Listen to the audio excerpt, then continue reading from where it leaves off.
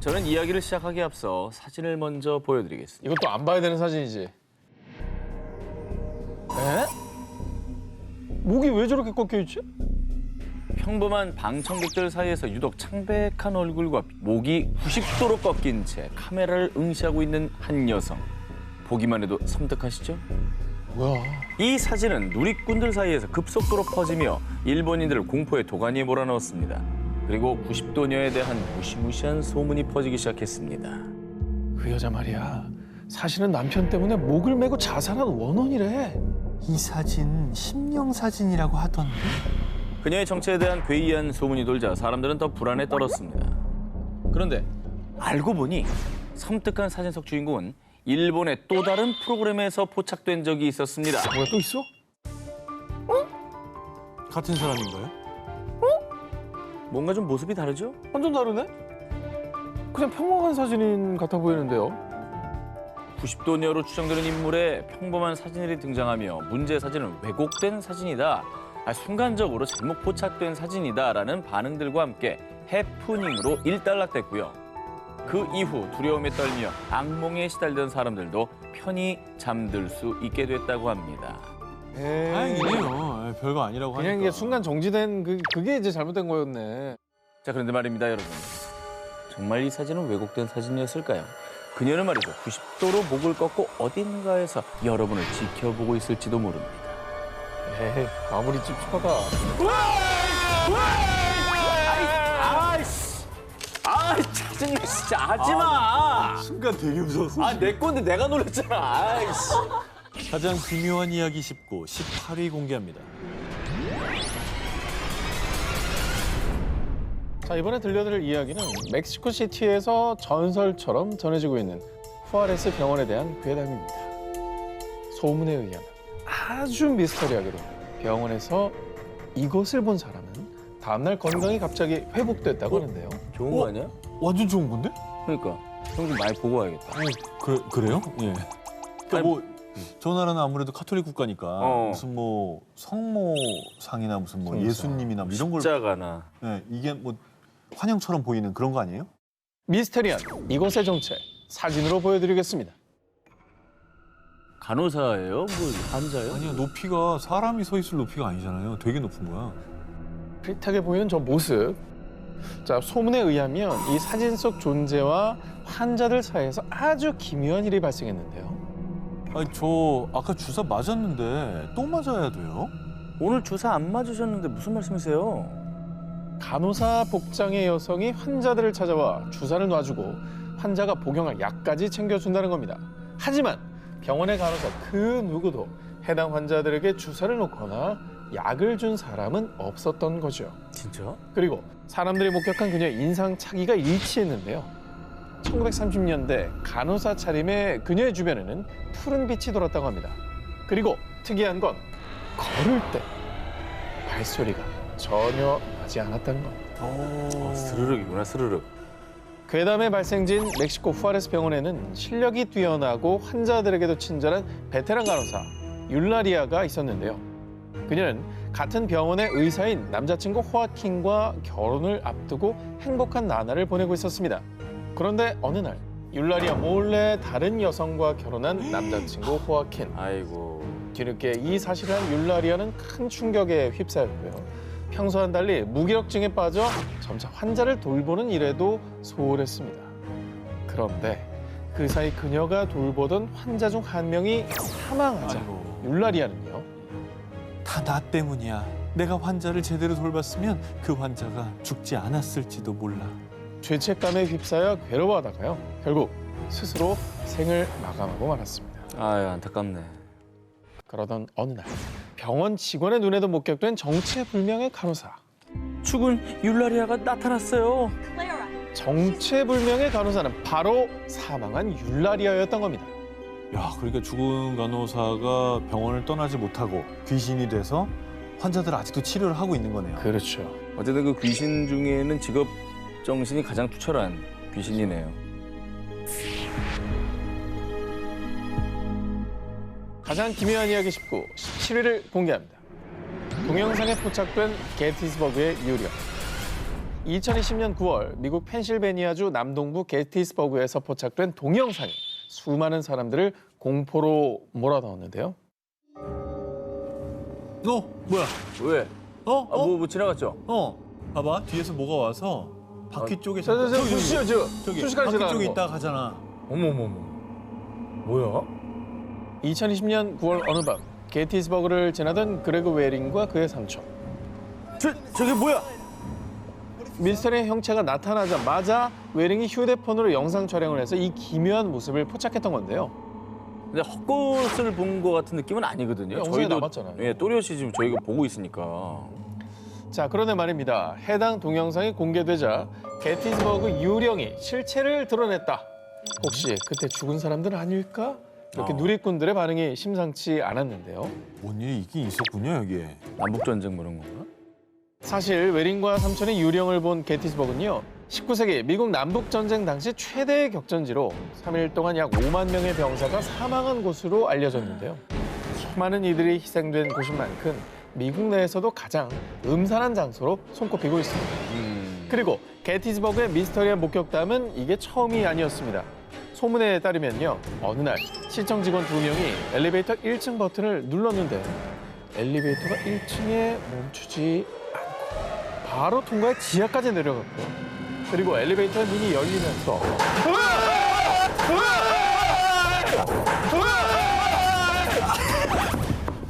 왜 이렇게 놀래?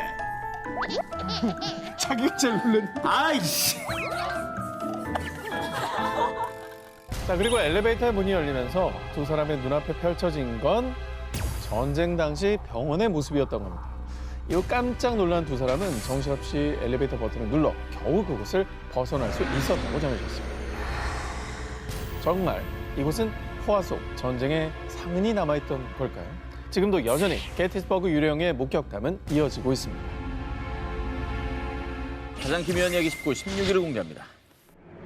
귀신의 집에서 생긴 일. 자, 이번엔 국내 한 놀이공원에서 실제로 일어난 일입니다. 그 기묘한 이야기 속으로 들어가 보시죠.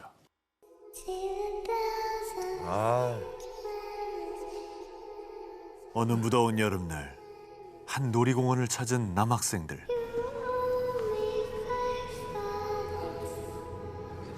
야, 여기 너무 무서운 거 아니야? 나 이런 거 극혐인데. 아이씨, 사내 자식이. 야, 이 형만 믿고 따라와. 죽었다. 진짜 싫은데.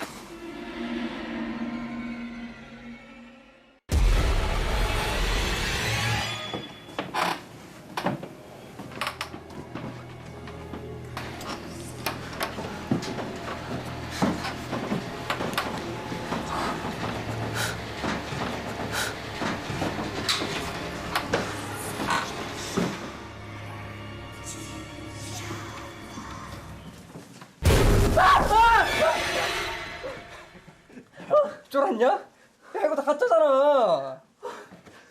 따라와. 진짜 언제 끝나는 거야? 에이!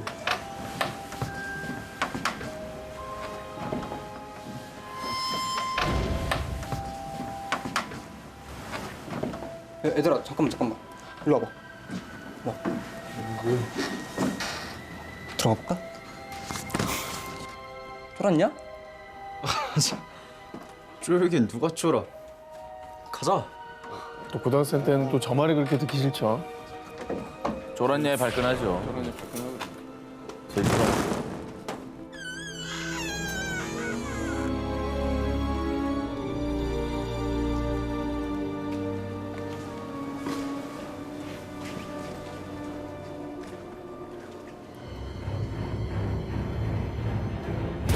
아이, 참 정말.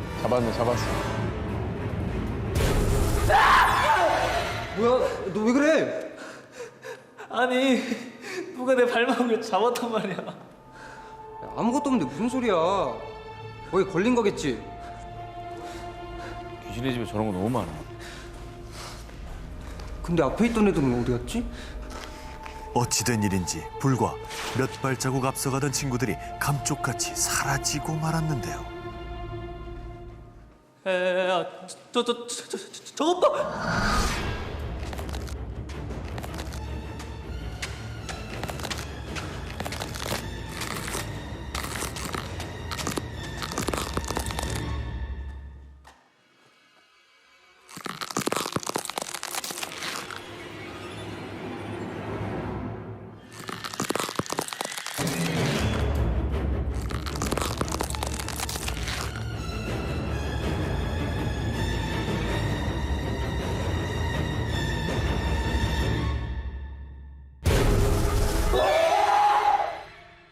무슨 일 있는 거 아니야? 야, 너네 무슨 일이야?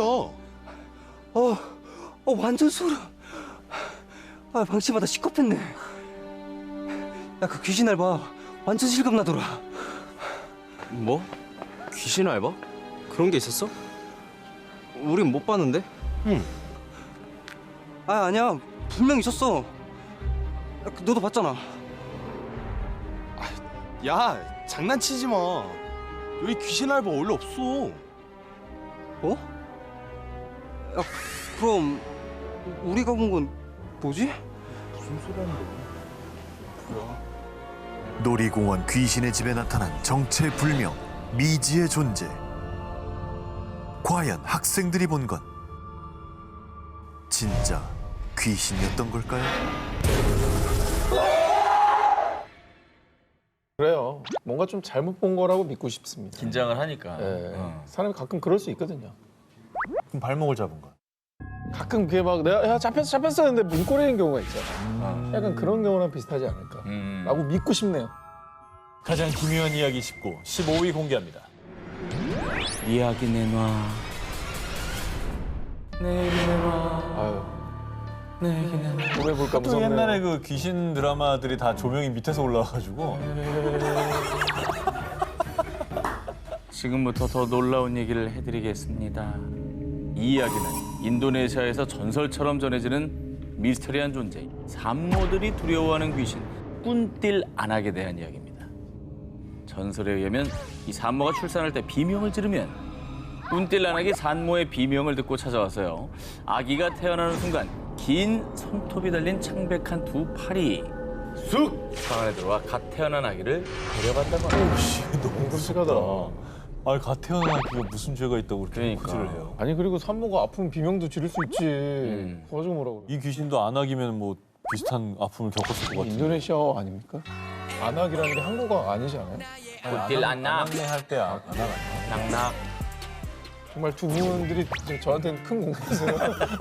저도 공포스러워요, 제 자신이.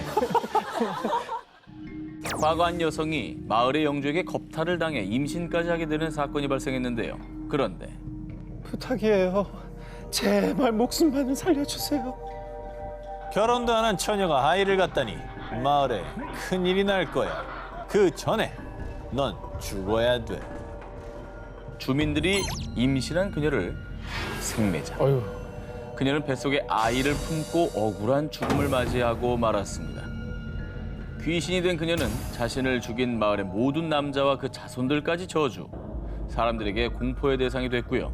뱃속 아기를 낳지 못한 슬픔 때문인지 산모가 갓 출산한 아기를 훔쳐간다고 하는데요.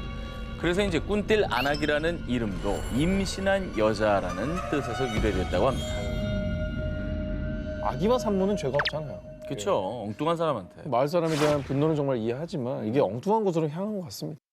더욱 소름 돋는 거는 전설 속에서만 존재하는 줄 알았던 꾼띨 아낙이 인도네시아에선 지금도 여러 곳에서 목격되고 있다고 합니다. 아하, 이게 웬일입니까? 어? 와. 오, 되게 무서운데? 갓난아기를 노리는 귀신 꾼띨 아낙, 한 맺힌 그녀의 저주는 아직 끝나지 않았다고 합니다. 가장 기묘한 이야기 19, 14위를 공개합니다. 보일러 점검하러 왔습니다.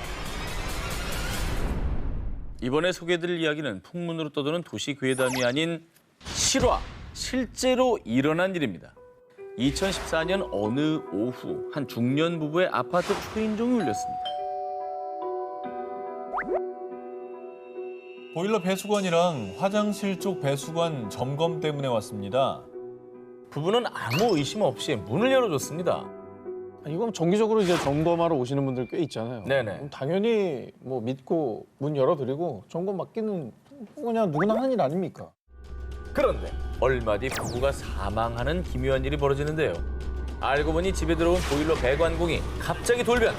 집주인 부부를 잔혹하게 살해했던 겁니다. 아, 이거는 뭐죠? 뭐지? 살인자의 정체는 사실 보일러 배관공으로 위장한 살해당한 부부의 딸인 A 씨의 전 남자친구 B 씨였습니다. 얼마 전 B 씨가 A 씨에게 폭력을 회두려자 A 씨의 부모가 B 씨의 부모에게 항의한 일이 있었는데요. 이에 B 씨가 앙심을 품고 전 여자친구인 A 씨 부모에게 복수한 겁니다. 본인이 잘못해놓고 그 부모를 살해를 한 거예요. 아 근데 보통 이게 무서운 게 보통 이거 점검하러 왔다 그러면 그냥 열어드리게 되잖아요. 그렇죠. 야 근데 그게 살인마로 돌변하다니까 너무 끔찍하네 진짜. 심지어 범행 후 B 씨는 A 씨 어머니인 척 A 씨에게 연락해 집으로 유인했습니다. 어떡해.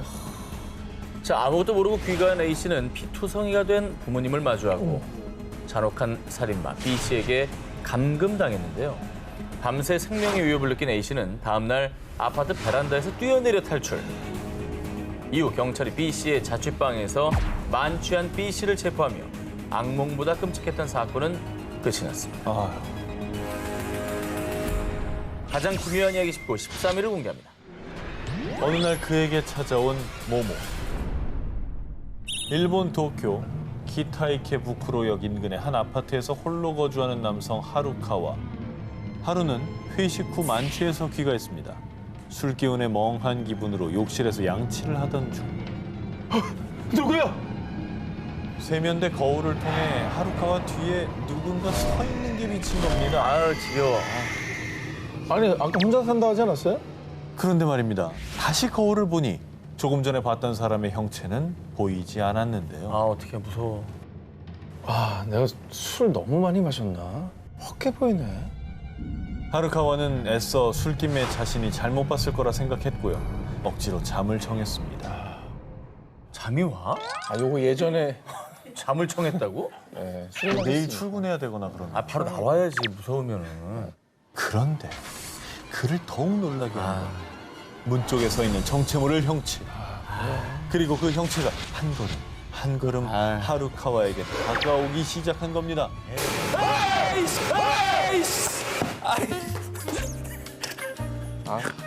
하지 마. 아, 뒤 보고 있는데 왜 그래? 아 나는 이번엔 조금 그냥 좀 괜찮았어. 아. 공포에 질린 하루카와는 이불을 뒤집어 쓰고 제발 자신이 잘못 본 것이길 바랐는데요. 하지만 아이씨. 그 형체가 하루카와 침대에 앉기라도 한 건지 침대 스프링이 주저앉는 소리가 들렸고요. 하루카와는 당장 이불을 집어던지고 집 밖으로 뛰쳐나왔습니다. 진작에 나왔어야지. 그런 거 아닐까? 예전에 영화 숨바꼭질에 나온 것처럼 너무 무서워. 그냥 이렇게 숨어 사는 사람들 있잖아. 그래, 기생충 그 밑에 그런 거 사람들. 아니었을까? 집에서 도망쳐 엘리베이터 호출 버튼을 급하게 누른 하루카와는 순간 엘리베이터 유리에 비친 자신의 모습을 보고 아, 몸이 얼어붙은 듯 꼼짝할 수 없었습니다.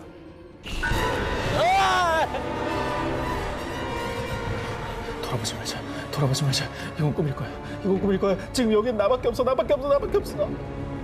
겨우 엘리베이터를 타고 내려와 아파트 밖으로 뛰쳐나왔는데요.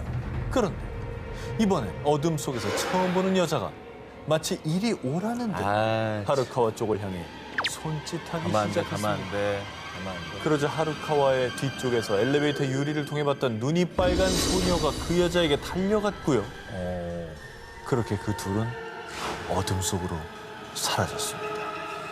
그러니까 약간 소녀랑 여자라 그랬잖아요. 뭐냐지, 뭐냐. 그런 관계가 아닐까요? 그런데 말입니다. 하루카와는 이 기묘한 일을 겪은 후 문득 한 가지 사실이 떠올랐습니다. 뭐야? 바로 얼마 전 아파트 인근 건널목에서 모녀가 전철에 치여 사망하는 사고가 발생했던 겁니다. 아이고.